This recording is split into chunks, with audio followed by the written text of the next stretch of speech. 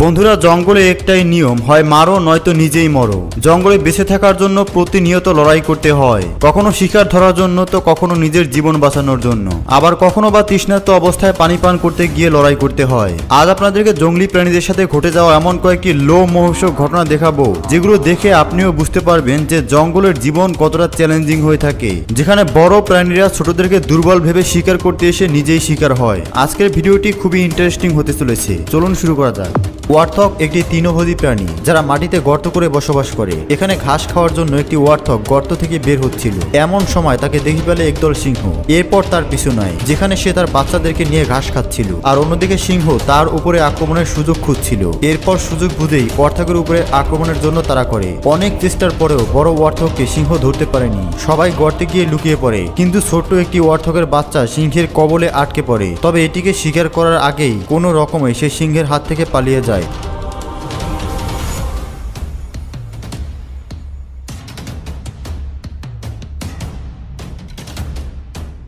এরপর গিয়ে ঢুকে তাদের গর্তে। এতেই বাধে ভয়ঙ্কর বিপত্তি, কেননা সিংহের পুরো দল গর্ত ঘেরাও করে ধরে, আর সেখানে ছিল ওয়ার্থকের পুরো পরিবার। সিংহ সেখান থেকে চলে না গিয়ে বরং গর্ত খুঁড়ে তাদেরকে বের করার চেষ্টা করে। এর মধ্যে হঠাৎ বড় ওয়ার্থক সিংহের চোখে ধুলো দিয়ে তাদের সামনেই পালিয়ে যায়, আর পুরো সিংহের দল তার পিছু করে।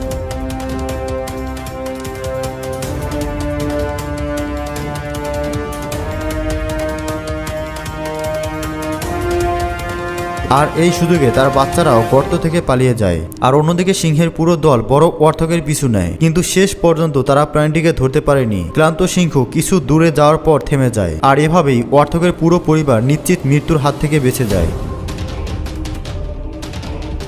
পানি খেতে আসা বাবুনের এই ছোট্ট বাচ্চাটির উপরে হঠাৎ করে আক্রমণ করে ভয়ঙ্কর এই কুমির, যা দেখে তার দলের অন্যরা নীরব দর্শকের মতো দাঁড়িয়েছিল। কিছুই করার ছিল না তাদের, কেননা হিংস্র কুমিরের সাথে লড়াই করার মতো শক্তি কিংবা সাহস কোনোটাই তাদের নেই। বাবুনের বাচ্চাটি ছিল এক ভয়ঙ্কর বিপদে, তারপরেও সে নিজেকে বাঁচানোর অনেক চেষ্টা করে। এক পর্যায়ে তার ভাগ্য তার সহায় হয়। কোনো রকমে ভয়ঙ্কর কুমিরের আক্রমণ থেকে সে পালিয়ে যায়, আর সাথে সাথেই বাচ্চাটির মা তাকে বুকে জড়িয়ে নেয়। কিন্তু তাদের আনন্দ নিমিষেই শেষ হয়ে যায়, কেননা হঠাৎ করে কুমির আরো একটি বাবুনের উপরে আক্রমণ করে বসে। বড় প্রাণীটি কোনো রকমে তার হাত থেকে বেঁচে গেলেও সাথে সাথে কুমির একটি বাচ্চা বাবুনকে শিকার করে নিয়ে যাচ্ছিল, যা দেখে বাচ্চাটির মা প্রচন্ড রেগে পাগলের মতো কুমিরের উপরে আক্রমণ শুরু করে।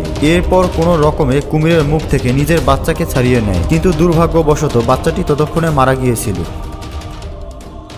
আপনি নিশ্চয়ই জানেন যে বানর বেশিরভাগ সময় গাছেই থাকে, কিন্তু চিতাবাঘ গাছে উঠতে পারলেও বাঘ গাছে উঠতে পারে না। কিন্তু এই বাঘটি বানরকে গাছে দেখে নিজের লোভ সামলাতে না পেরে বানরটিকে শিকার করার জন্য নিজেই গাছে ওঠার দুঃসাহস করে। অন্যদিকে চালাক চতুর বানর সেও নিজেকে বাঁচানোর সর্বোচ্চ চেষ্টা করে। সে গাছের একদম চিকন ডালের সাথে এমন ভাবে ঝুলে থাকে যেখানে বাঘের পৌঁছানো অসম্ভব, কেননা বাঘের বিশাল শরীর এত চিকন ডালের মধ্যে কোনোভাবেই ব্যালেন্স করতে পারবে না। আর ঠিক সেটাই হয়, বাঘ নিজের লোভ সামলাতে না পেরে কিছুটা সামনে এগিয়ে আসার সাথে সাথেই গাছ থেকে নিচে পড়ে যায়। এতে বেচারা ভয়ঙ্কর আঘাত পেয়েছে। এরপর হয়তো আর কখনোই বানর শিকার করার কথা কল্পনাও করবে না।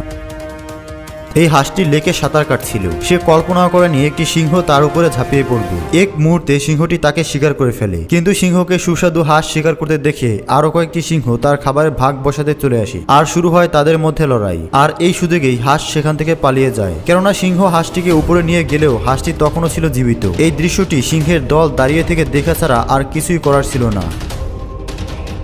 একদিকে বনের রাজা সিংহ, অন্যদিকে সাধারণ মঙ্গুস অর্থাৎ বেজি। এই দুটি প্রাণীর আকারগত রয়েছে আকাশ পাতাল পার্থক্য, কিন্তু এই দুটি প্রাণী যদি একসাথে লড়াই করে তাহলে কে জিতবে? যদিও সিংহ এই তুচ্ছ একটি প্রাণীর সাথে লড়াইয়ের কোনো ইন্টারেস্ট দেখাচ্ছিল না, কিন্তু বেজি বারবার ইচ্ছাকৃতভাবে সিংহের সাথে লড়াইয়ের চেষ্টা করছিল। এই সামান্য একটি প্রাণীর যন্ত্রণায় সিংহের পুরো দল অতিষ্ঠ হয়ে পড়েছিল।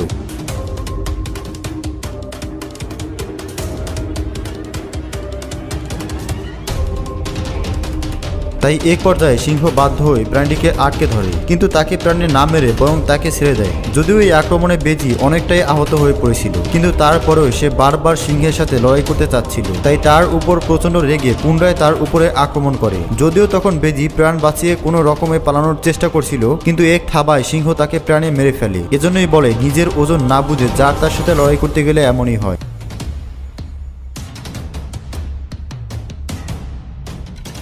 পানির অপর নাম জীবন, তাই জঙ্গলের প্রতিটি প্রাণী তৃষ্ণার্ত অবস্থায় নদীতে পানি খেতে যায়। ঠিক যেভাবে পানি খেতে এসেছিল এই হরিণের দল, কিন্তু পানিতে বাস করে ভয়ঙ্কর কুমির। এই হরিণটি শান্তভাবে নদীর পাড়ে দাঁড়িয়ে পানি খাচ্ছিল।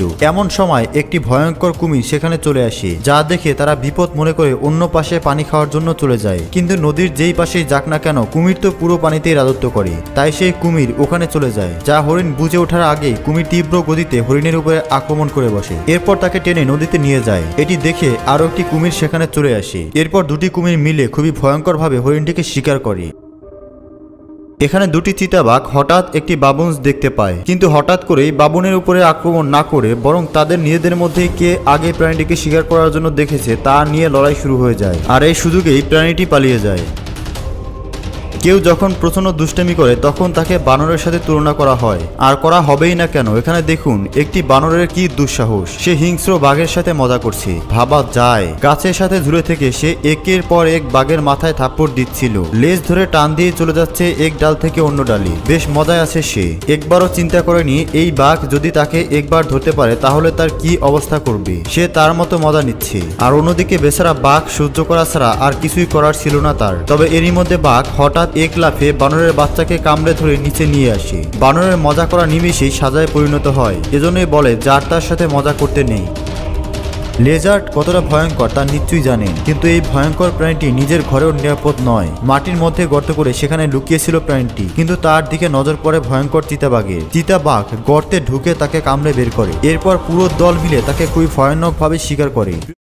Rhino attack crocodile. কুমিরকে বলা হয় জলের রাজা, কিন্তু এখানে একটি কুমির পানি থেকে বের হয়ে সূর্যের উষ্ণতা নিচ্ছিল। কিন্তু হঠাৎ এখানে একটি গন্ডারের উপস্থিতি বুঝতে পারার সাথে সাথে কুমির ভয়ে পানিতে পালিয়ে যায়। শুধু এটাই নয়, কুমিরের আরো একটি সঙ্গী গন্ডারকে দেখার উষ্ণতা নেওয়া বাদ দিয়ে সাথে সাথেই পানিতে চলে যায়। যেখানে বেশিরভাগ প্রাণীরা পানি খাওয়ার প্রয়োজনীয়তা থাকার পরও কুমিরের ভয়ে পানির সামনে যেতে চায় না, সেখানে গন্ডার উল্টো সেই কুমিরকেই ভয়ে পালাতে বাধ্য করেছে।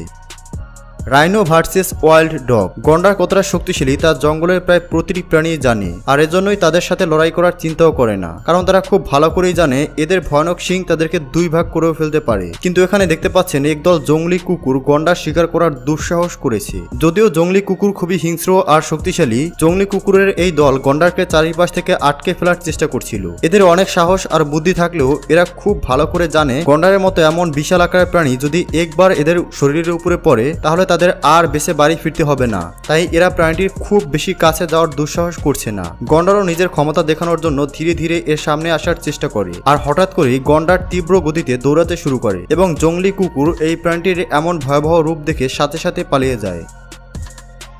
বিশাল আকারের হাতির পায়ের নিচে পড়লে মানুষ পর্যন্ত চ্যাপ্টা হয়ে যাবে।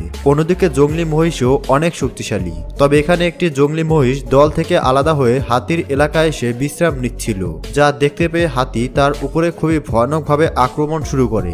তাকে তুলে বেশ কয়েকবার আছাড় দেয়। শেষ পর্যন্ত বেচারা প্রাণে বেঁচে ফিরতে পারবে কিনা সেটাই সন্দেহ। হাতি এমনিতে শান্ত হলেও যখন কেউ এদের এলাকাতে প্রবেশ করে কিংবা এদের বাচ্চাদের ক্ষতি করার চেষ্টা করে তখন এরা খুবই হিংস্র হয়ে যায়।